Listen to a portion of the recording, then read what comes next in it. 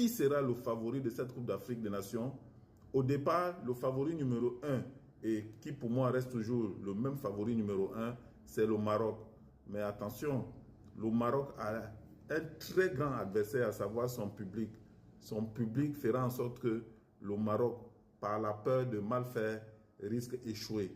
Pour moi, le véritable favori de cette Coupe d'Afrique des Nations n'est ni plus ni moins que le champion sortant, à savoir les éléphants de Côte d'Ivoire. Vous savez pourquoi?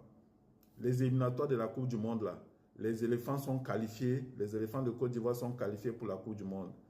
Mais en oubliant que les éléphants, pour être qualifiés à la Coupe du Monde, n'est-ce pas, n'ont encaissé aucun but. Ils se sont qualifiés, 10 matchs joués, aucun but encaissé. Ça ne vous dit rien? Est-ce que ça ne vous dit rien? Oui. Cette équipe-là, pour moi, est l'une des meilleures équipes au monde aujourd'hui, actuellement, les éléphants de Côte d'Ivoire. Peut-être qu'à un degré près, il faudra faire les petits réglages sur le côté. Mais les éléphants de Côte d'Ivoire, cette équipe-là est totalement complète.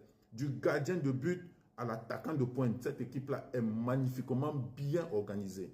Alors pour moi, c'est le favori. C'est l'un des favoris de cette Coupe d'Afrique des Nations. Ah oui.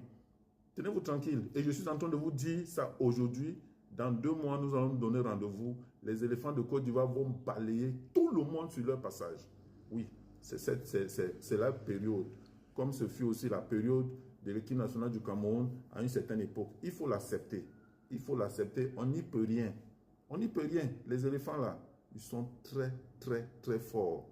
Bravo à l'entraîneur. Bravo aussi à la fédération qui a mis tous les moyens pour que tous ces joueurs-là soient dans des conditions optimales. C'est tout ce que nous demandons. Quand le gouvernement laisse, n'est-ce pas, les associations ou les fédérations travailler, on ne peut avoir que les résultats que nous voyons avec l'équipe du Maroc, n'est-ce pas, qui vient d'être champion du monde des moins de 20 ans. Ça aussi, c'est à souligner. L'équipe des éléphants de Côte d'Ivoire qui vient d'être qualifiée pour la Coupe du Monde en n'encaissant aucun